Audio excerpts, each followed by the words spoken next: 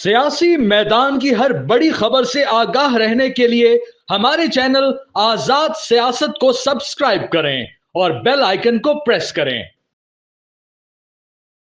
अस्सलाम वालेकुम एवरीवन, आप देख रहे हैं आज़ाद कास्ट और मैं हूं नौशीन तारिक। सीएम केपी अली अमीन गंडापुर को तंजीमी ओहदे से हटाए जाने के बाद बहुत सारे स्पेकुलेशन ने जन्म लिया है।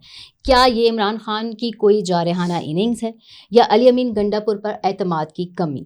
आने वाले दिनों में मज़ीद क्या तब्दीलियाँ मुतवक्के हैं और क्या सीएम हाउस का मुकीम भी बदलने जा रहा है? इन सब की इंसाइट पर बात करने के लिए मेरे साथ मौजूद होंगे सीनियर सहाफ़ी और तज़कियाकार हसन अय्यूब खान साहब, सीनियर सहाफ़ी और तज़कियाकार सना मिर्ज़ा साहब। अस्सलाम वालेकुम। वालेकुम अस्सलाम। कैसे हैं आप लोग? अल्लाह का शुक्र अल्हम्दुलिल्लाह। क्या खबर है आपके पास? खबर तो यही है कि रावी चैन ही चैन लिख रहा है, चैन हर तरफ चैन लिख रहा है, अदालतों में चैन लिख रहा है, सियासी जगहों पर चैन लिख रहा है। बेचैनी है जी, कुछ कैंप्स के अंदर बेचैनी बहुत ज़्यादा है, जुडिशरी के अंदर बेचैनी है, जुडिशरी के साथ साथ कुछ वकला के अंदर बेचैनी है, और इसके अलावा खैबर पख्तूनख्वा में तहरीक इंसाफ के अंदर बेचैनी है। अच्छा, जुडिशल में जो फुल कोड बनाओ का मुतालबा आ गया। क्यों बनाओ? फुल कोड हुए ना भी पीछे एडमिनिस्ट्रेटिव साइड के ऊपर। ये बेसिकली अब चाहते ये हैं कि किसी तरीके से फुल कोड कन्वीन हो जाए, और फुल कोड कन्वीन करने के बाद 26वीं आईनी तरमीम को हम स्ट्राइक डाउन कर दें जुडिशल साइड से। यानी अब बात ये है कि ये काम जो इंक्रोचमेंट की थी अदलिया ने पार्लिमान की स्पेस के ऊपर, वो पार्लिमान ने दोबारा उसको क्लियर कराई। अगर मैं आपको बताऊं, आज ये फुल कोड बना के 26वीं आईनी तरमीम को स्ट्राइक डाउन कर दे 1 मिनट के लिए, बस ऐसा होता मुमकिन नहीं, फुल कोड नहीं बनेगा जी। लेकिन अगर ये 1 मिनट के लिए मान लें कि ये जनाब 26वीं आईनी तरमीम को स्ट्राइक डाउन कर दें, तो क्या आपको क्या ख्याल है कि कल 27वीं आईनी तरमीम नहीं हो सकती? तो वो फिर कर लेंगे। तो ये पार्लियामेंट ने अपनी स्पेस लेनी है, और पार्लियामेंट सुप्रीम है।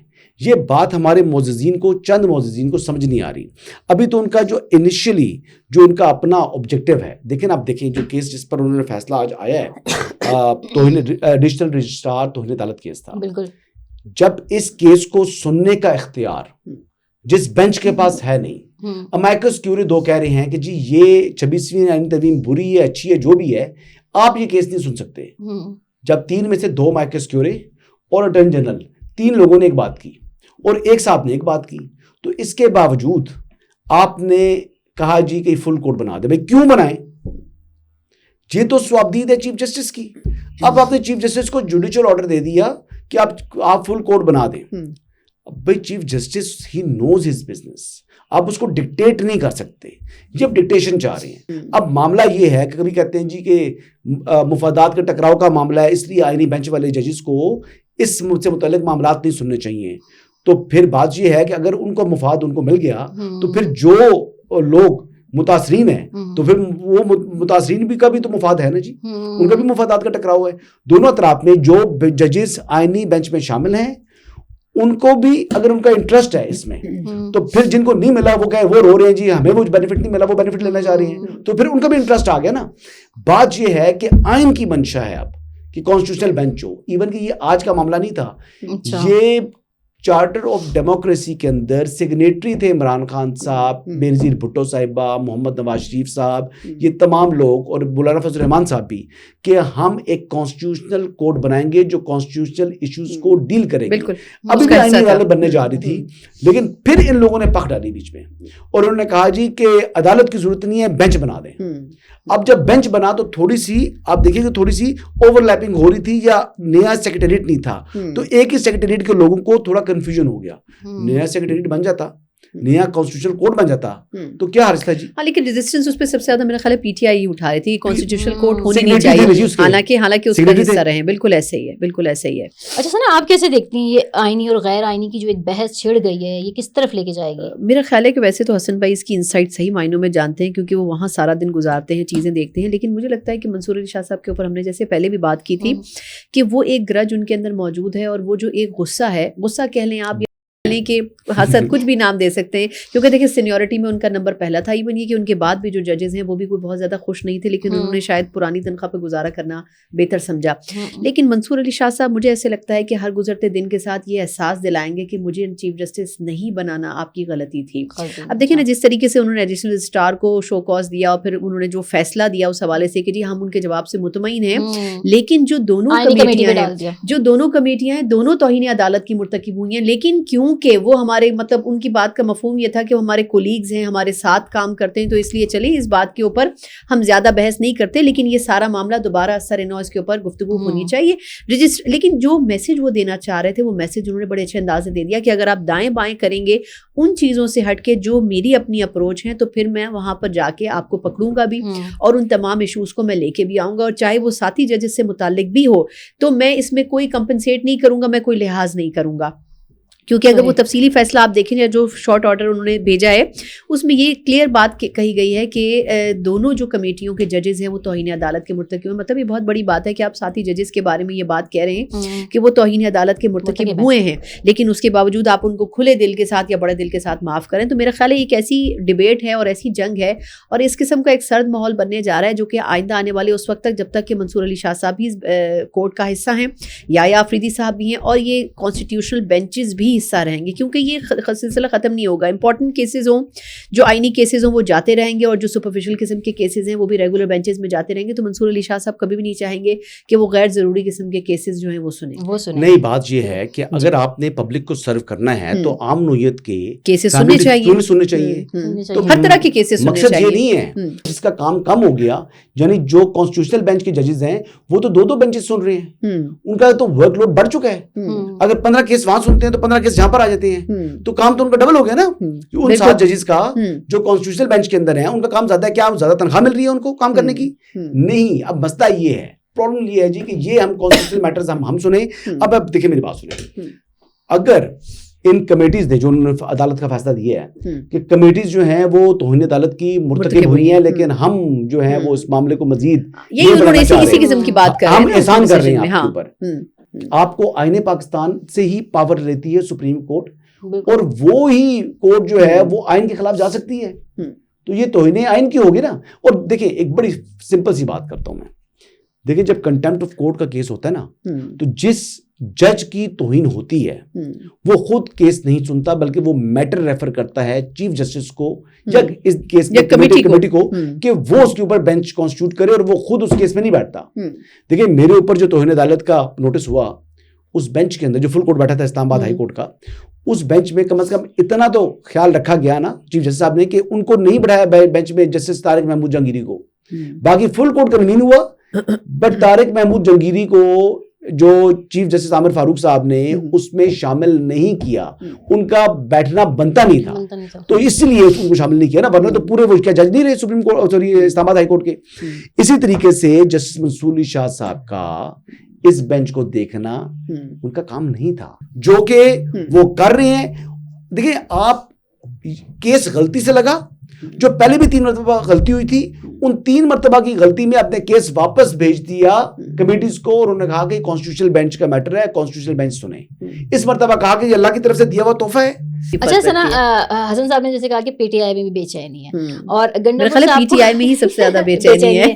تنظیمی عہدے سے ان کو جو واپس ہٹا دیا گیا ہے, یہ بھی کہا جا رہا ہے کہ القادر ٹرسٹ میں عمران خان صاحب کو جو سزا ہوئی ہے اس کے بعد وہ کوئی جارحانہ اننگز کھیلنے جا رہے ہیں. آپ کو ایسا لگتا ہے؟ اچھا ویسے کون جارحانہ اننگز کھیلنے جا رہے ہیں؟ عمران خان صاحب, جو انہوں نے یہ تبدیلیاں کی ہیں نا غیر متوقع. نہیں, میرا خیال یہ ہے کہ کچھ تبدیلیاں پازیٹیو بھی ہیں, جیسے جنید اکبر صاحب, ہم آف دا ریکارڈ جب بات کر رہے تھے کہ جنید اکبر صاحب کو پی سی کا چیئرمین بنایا گیا, صوبائی صدر بنا دیا گیا. تو ایک تو یہ کہ گنڈا پور صاحب کا جو ایک پروفارما تھا یا ان کا سمجھیں سی وی تھا, اس پہ بہت زیادہ منفی پوائنٹس آ گئے تھے. اس کی ایک وجہ یہ تھی کہ شاید یہ حسن بھائی بہتر بتا سکتے ہیں, لیکن میرا خیال یہ کہ بشرا بی بی صاحبہ کوئی بہت زیادہ ان سے خوش نظر نہیں آتی.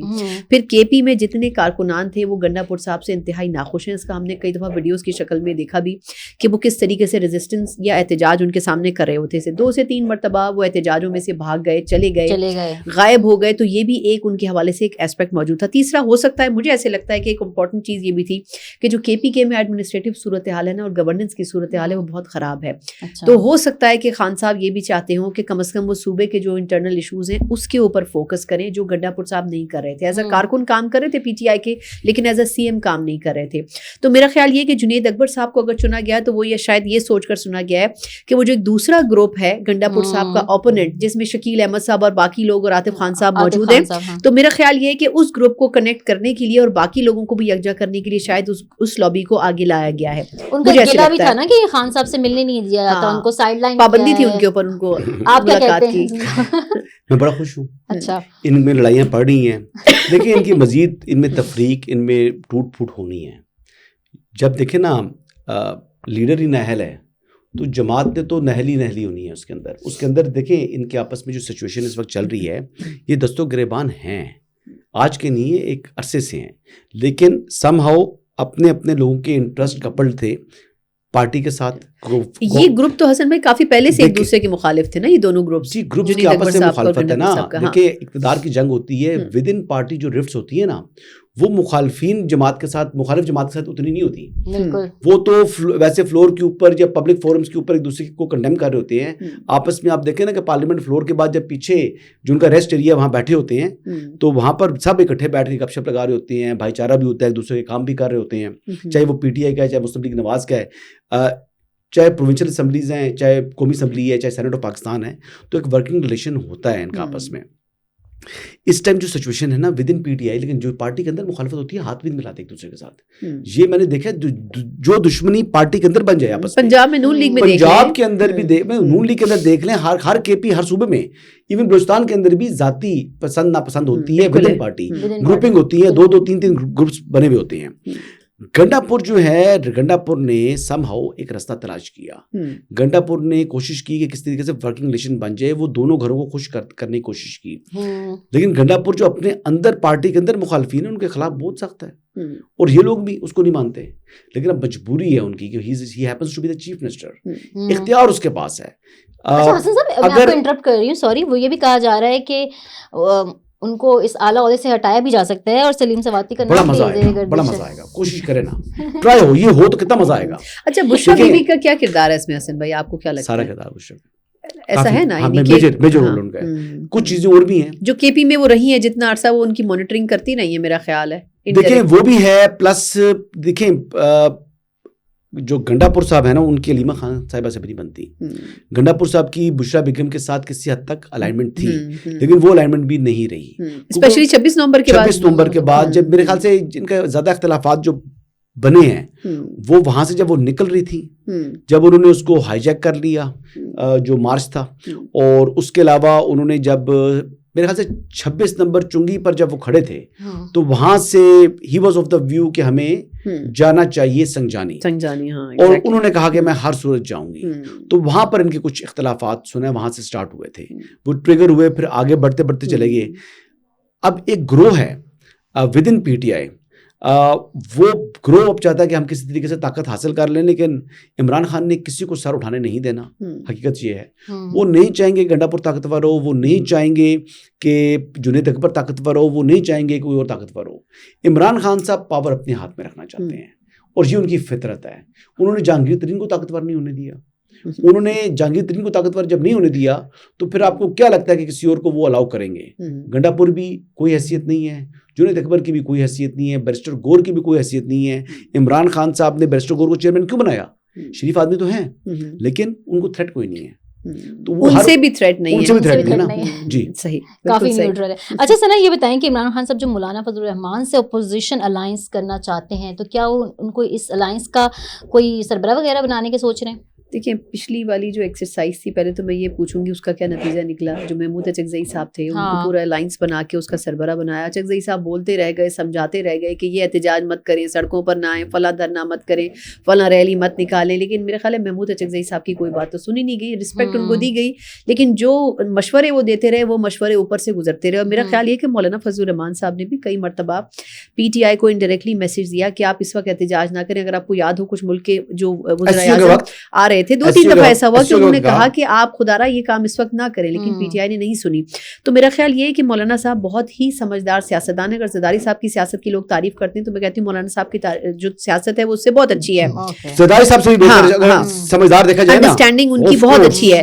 تو میرا خیال یہ ہے کہ اگر وہ پی ٹی آئی کو قائل کرنے میں کامیاب ہو جاتے ہیں, جو کہ مجھے لگتا ہے نہیں ہو سکے گا, کیونکہ پی ٹی آئی جو دماغ میں رکھ لیتی ہے وہ وہی کرتی ہے, تو آئی تھنک پھر شاید یہ ہو سکتا ہے. لیکن اگر وہ پی ٹی آئی کی حیثیت سے مولانا صاحب کو قائل کرنا چاہیں گے تو مولانا صاحب نے اتنی کچی گولیاں نہیں کھیلی. اچھا تو حسن صاحب پی ٹی آئی تو اگر کہا جائے تو عمران خان نا, تو اگر عمران خان کا ہی جھکاؤ فضل الرحمان صاحب کی طرف ہے تو کچھ ایسی پاسبلٹی ہے؟ کیونکہ چلتا تو وہی ہے نا جو خان صاحب چاہتے ہیں. اگر جھکاؤ ہو مطلب نہ ہو پھر تو مولانا صاحب اس کو اور نگاہ سے دیکھیں گے. لیکن ابھی پاکستان تحریک انصاف کا مطلب ہے جب 26ویں آئینی ترمیم ہو رہی تھی تو مطلب تھا تو مولانا کے در پر جاتے تھے, بار بار ان کے پیچھے نمازیں بھی پڑھتے تھے, اور رات کو 2-2 بجے تک 3-3 بجے تک ان کا ڈیلیگیشن بیٹھا رہتا تھا. کبھی حکومت جاتی تھی وہاں سے نکل کر تو کبھی اپوزیشن والے آ جاتے تھے, پی ٹی آئی والے. تو مولانا فضل الرحمان جو ہیں وہ انہوں نے کیا مرضی اپنی کی, جب انہوں نے اس میں ووٹ تو دیا نا, ساتھ تو دیا 26ویں آئینی ترمیم میں, جو انہوں نے کچھ جو لین دین کرنا تھا وہ کیا, انہوں نے وہ بھی کیا, وہ بھی سیاستدان ہے, وہ بھی کچی گولیاں نہیں کھیلے ہوئے. تحریک انصاف اگر مولانا کو لیڈر مان کر ان کے پیچھے ان کی امامت میں کھڑا ہونا چاہے تو وہ بالکل اس کو الاؤ کر دیں گے. لیکن مولانا کو کے ساتھ برابری میں بیٹھ کے کوئی الائنس بنانا چاہیں گے تو یہ ممکن نہیں ہے, ایک بات. دوسرا, اس کام کے لیے بھی کہ مولانا کی امامت میں وہ کھڑے ہوں اور اپوزیشن کو وہ لیڈ کریں, تو اس کے لیے پھر پاکستان تحریک انصاف جو ہے وہ پھر میجر پولیٹیکل پارٹی نہیں رہے گی. Major political party opposition party بن جائے گی جمعیت علماء اسلام.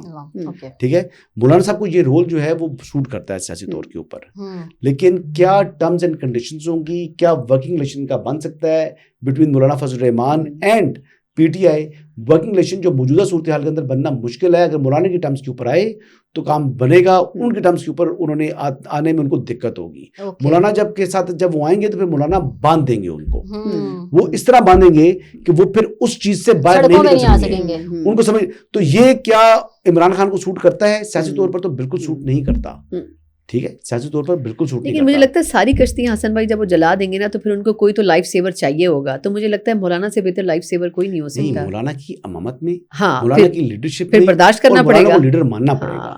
مولانا کے پیچھے اگر چلیں, مولانا کے پاس یہ اختیار ہو اس میں جو کچھ کرنے کا, جو کمیٹی تشکیل دی جائے, جو کچھ ہو, تو اگر بن گئے تو ویل اینڈ گڈ, اور مولانا کے پیچھے پیچھے چلتے رہے تو کام چلے گا. جس دن انہوں نے مولانا سے ہٹ کر اپنی کو لائن لینے کی کوشش کی تو پھر اس دن جو ہے نا وہ الائنس نہیں رہے گا. تو لہٰذا مولانا استعمال کر سکتے ہیں پی ٹی آئی کو. پی ٹی آئی کا سمجھ لیے کہ ہم نے مولانا کو استعمال کرنا ہے, جو کہ عمران خان صاحب کہتے رہے اپنے کئی لوگوں کو, اس سے ملاقات میں جیل میں انہوں نے کہا کہ مولانا کو استعمال کریں. مولانا کی وہ بہت ہوشیار آدمی ہے, اس کی باتوں میں مت آنا. یہ کہتے رہیے پی ٹی آئی والوں کو عمران خان صاحب. تو عمران خان صاحب, آپ کی پوری جماعت ایک طرف, آپ ایک طرف, اور مولانا کی یہ انگلی ہے نا ایک طرف. آپ کو اس انگلی سے بھی مولانا جو ہے نا پوری پی ٹی آئی کو, عمران خان صاحب کو, ان کے تمام لوگوں کو گھما سکتے ہیں. مولانا کے پاس جو مائنڈ ہے وہ ماشاء اللہ تعالیٰ بڑا ایک جو ہے نا وہ ایکٹیو مائنڈ ہے. مولانا نے اپنی کچھ روایات بھی رکھی ہوئی ہیں. مولانا اپنے گھر میں کوئی دشمن بھی آ جائے اس کو بھی ویلکم کرتے ہیں, خود ریسیو کرتے ہیں. تو مولانا وہ ہیں کہ ان کا مقابلہ کوئی جو ہے نا دوسرا اور پولیٹیشین پاکستان میں نہیں کر سکتا, انکلوڈنگ آصف علی زرداری صاحب سیاست میں, چودھری شجاعت صاحب جو کہ سیاست میں بڑے زبردست سیاستدان ہیں, اور ایون نواز شریف صاحب جو سیاسی مائنڈ گیمز ہیں. مولانا is number 1, he is superman. Okay جی, thank you both of you. So viewers, مزید انسائٹس تک ہمیں اجازت دیجیے. اللہ حافظ.